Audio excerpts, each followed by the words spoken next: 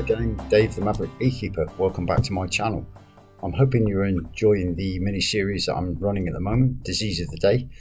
We're now on episode 4, which will be European Filebrood. Originally I said I was going to clump them together to put European Filebrood and American Firebrood together, but the subject's just too big. So I'm going to split them in half and do each section as a different video. Other stuff. Anybody who's subscribed to the channel so far, thank you. Any comments have been put in the comment section, thank you for that as well. And anybody who's new to the channel, welcome. Hopefully this is being useful, and it is for me, being new to beekeeping. Again, as I said before, I'm not an expert.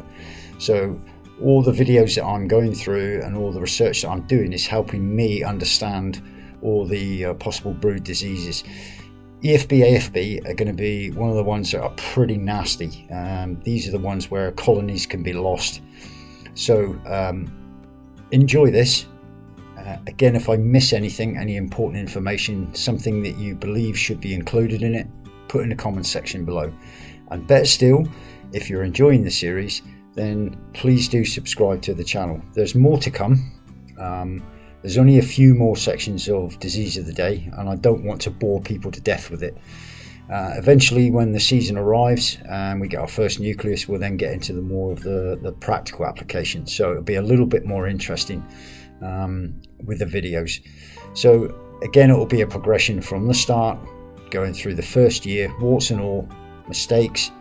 I'm not going to be shy. I will put everything up so that everybody can see what's going on and what pitfalls you could possibly fall into and experience. So, European Filebrood, episode 4. Enjoy. European Filebrood, the causes. European Filebrood is caused by the bacterium Melissococcus plutonius. The bacteria multiply in the midgut of an infected larva, competing with the larva for its food. They remain in the gut and do not invade the larva tissue. Larvae that die from the disease do so because they have been starved of food. This normally occurs shortly before their cells are due to be sealed. Subsequently, other species of bacteria may multiply in the remains of the dead larva. So the progression of the disease. The development of the disease within the colony is complex and still not fully understood. It appears that infection can develop over a period of months or years, often debilitating but not killing the colony. During this time, signs of the disease may become more or less severe or disappear altogether. Frequently, there is a seasonal pattern, with signs becoming more obvious in late spring. This is thought to be because when there are many larvae relative to the number of nurse bees, the larvae tend to receive less food overall. And those infected with EFB are more likely to suffer from starvation. At other times, larvae are infected but receive an abundance of brood food, may survive the infection and develop into healthy adult bees. However, when such larvae pupate, they void their gut contents into the cell, contaminating the comb with millions of infective bacteria. Eventually, the disease is likely to reach the stage where a high proportion of the brood is affected and the colony will be weakened and ultimately killed. Spread. You have guessed it. The beekeeper is the chief spreading agent of the Filebrood disease. If a healthy colony receives combs, honey or hive equipment from the EFB infected colony, it is likely to become infected. Bees robbing honey from infected colonies also transmit the disease, EFB, and can remain infectious in honey for more than a year. Swarms from the infected colonies may also carry infection with them and become diseased as they are hived. Migratory beekeeping, moving infected or healthy colonies into close proximity of infected apiaries, can also spread disease, as can the purchase of infected bees, e.g. a nuclei. Diagnosis. European Filebrood cannot be reliably identified visually, as a disease signs can easily be confused with various other brood abnormalities. Suspect infections are confirmed in the field by APHA bee inspectors using lateral flow tests. Occasionally, sample broods and the combs All suspect larvae are sent to the MBU laboratory, where larval gut contents are examined for the presence of the causative bacterium. So, control of the disease.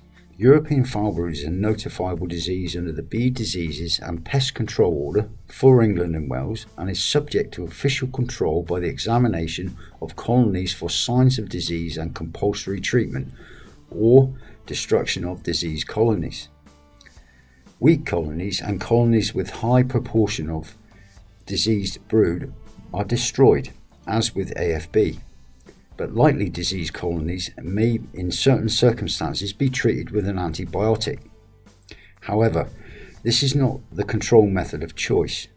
Treatment must be carried out only by an appointed officer under the order, using drugs officially dispensed following the EFB in a disease sample submitted for diagnosis at an approved laboratory or by a lateral flow test.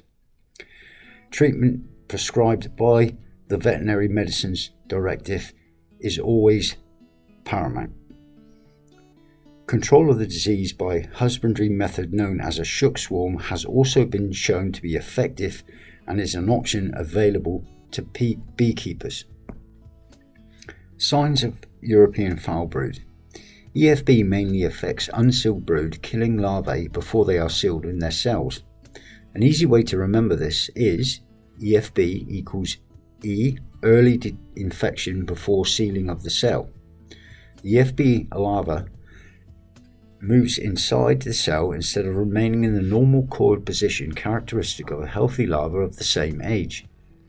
When it dies, it lies in an unnatural attitude, twisted spirally around the walls across the mouth of the cell or stretched out lengthways from the mouth to the base.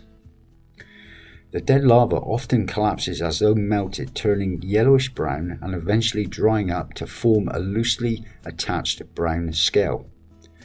The gut of the infected larva may be visible through its translucent body wall. It has creamy white colour caused by a mass of bacteria living within it. When a high proportion of the larvae are being killed by EFB, the brood pattern will often appear patchy and erratic as dead brood is removed by the bees and the queen lays in a vacant cell. A very unpleasant odour may sometimes accompany severe EFB infection, depending on the presence of certain other species of bacteria in the remains of the dead larvae. Some infected larvae may die after the cells are sealed. In such cases, there may be sunken perforated capons resembling the AFB infection. However, although brown and sticky, the cell contents cannot be drawn into a rope as with AFB. When larval remains dry to form scales, they are variable in colour, loose, easily removed within the cell, and somewhat rubbery, unlike the hard black, firmly attached scales of AFB.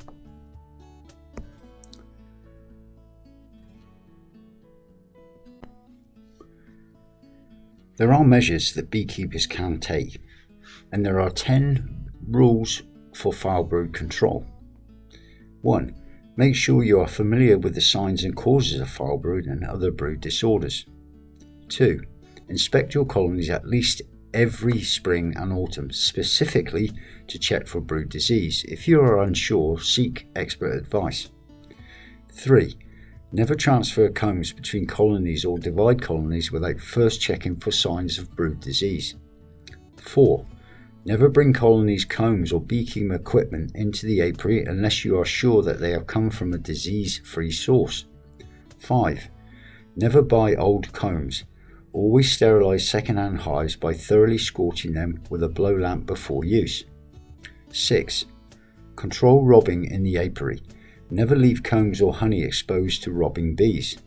Never feed honey from another source to your bees. 7. If a colony of bees dies out at any time, seal the hive to prevent the remaining stores being robbed out, pending examination of the brood combs for signs of disease. 8. If any colony appears not to be thriving and the reason why is unknown, examine the brood for signs of disease. 9. Be suspicious of stray swarms. Hive them on foundation rather than drawn comb. Keep them isolated from the rest of the apiary as the colony expands, and inspect them for disease once they have become established. And finally, number 10, regularly and systematically replace old combs in the apiary by melting them down and replacing them with frames fitted with foundation. Well, that completes episode 4 of Disease of the Day series, European Firebrood. Without the help of 2 websites, which are Be Informed Partnership and the Animal and Plant Health Agency UK, this wouldn't be possible. So my thanks to them. If you've enjoyed the series so far, please like, comment and subscribe. Anything I've missed, anything you think can be included, then please put in the comments below. It leaves me to say thank you again for watching. For the people that are returning, and for anybody who's new to beekeeping, welcome, and thank you for looking at these videos. So it leaves me to say, stay safe, be happy, and I will see you on the flip side of the brood frame.